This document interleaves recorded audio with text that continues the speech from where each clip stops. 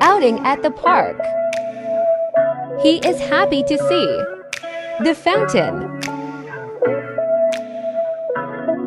He is trying to catch a bird, running around and still trying to catch it.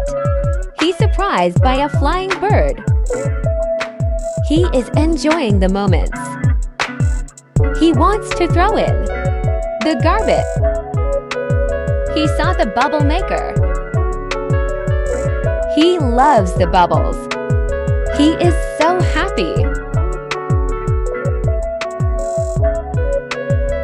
The man made a lots of bubbles, and he started running around. In the end, Ethan tried so hard to catch the bubble.